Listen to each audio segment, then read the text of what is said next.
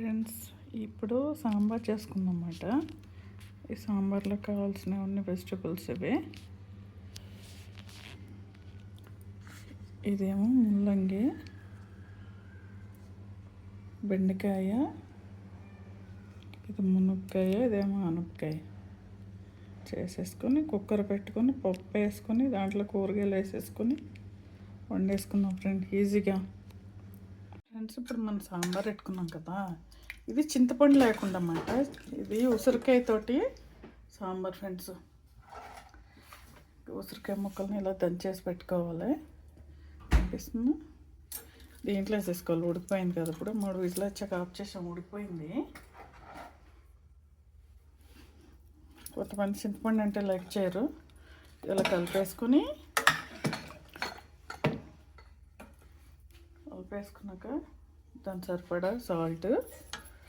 Already పసుపు ఉడికేటప్పుడు starting వేసేసాము. Salt వేసాం కదా, కారం వేసాము. ఇది అయ్యాక కొద్దిగా ఇంగువ కూడా వేయాలి కొంచెం. తాలింపులైనా వేసుకోవచ్చు, ఇప్పుడు ఇలా అయినా వేసుకోవచ్చు, మన ఇష్టం.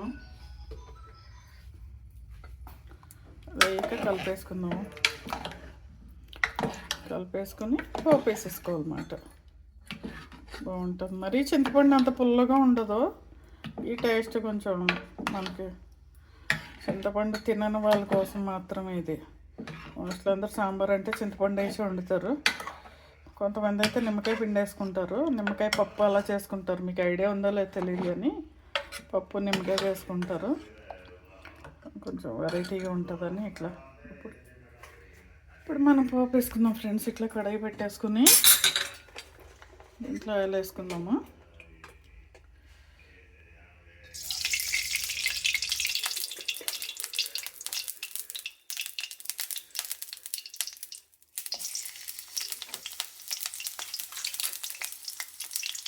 వెల్లుల్లిపాయ, ఎండుమిరపకాయ, ఆవాలు, జీలకర్ర, కరివేపాకు,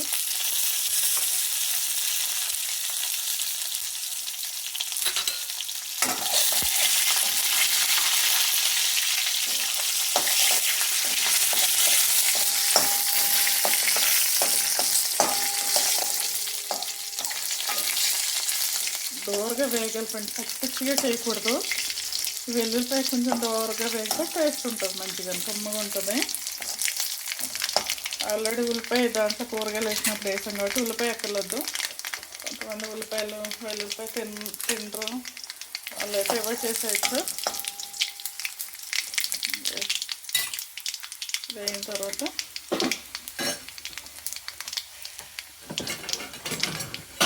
ఇలా పోపు వేసేసుకోవాలన్నమాట.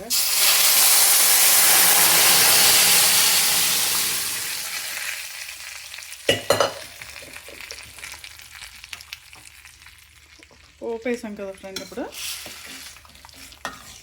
ఒక 2 మినిట్స్ మరుగునిద్దాం.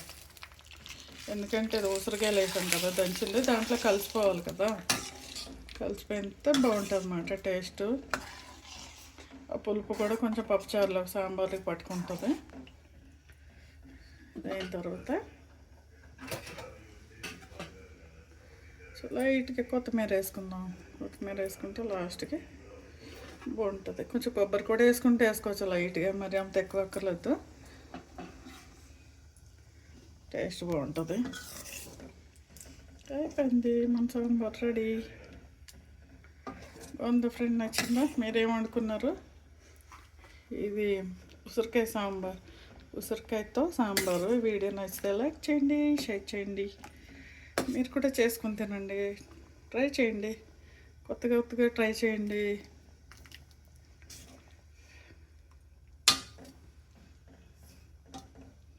ఇక ముల్లంగి ముక్కలు చూసారా, 2-3 రకాలు కలిపి కూరగాయలు వేసేసుకొని పప్పులు వేసేసి అనుకుంటే అదే సాంబార్. ఇప్పుడు ఇలా దసరా అవుతుంది కదా, కదంబం అవన్నీ పెడతారు కదా దేవుడికి. ఇలా చేసుకున్న దాంట్లోనే అన్నం కలిపి పెట్టేస్తే కదమ్మం అయిపోతుంది, బాగుంటుంది. అటు ప్రసాదం అయిపోతుంది, ఇటు మనకి కూడా ఇంట్లో తినడానికి పనిచేస్తుంది. వీడియో నచ్చితే లైక్ చేయండి ఫ్రెండ్స్, షేర్ చేయండి. Thank you friends watching my channel.